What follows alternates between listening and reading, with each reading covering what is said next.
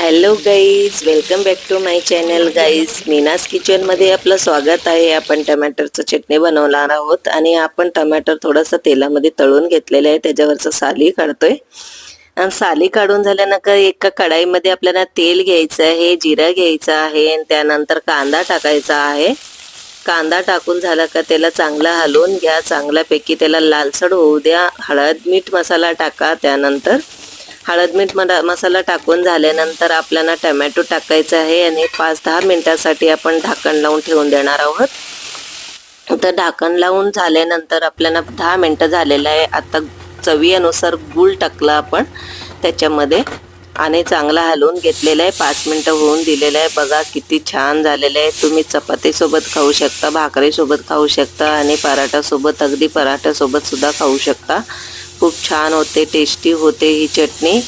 तर माझा व्हिडिओ कसं वाटलं तुम्हाला तर तुम्ही कमेंट करून सांगा. लाईक करा, सबस्क्राईब करा आणि शेअर करायला विसरू नका गाईस.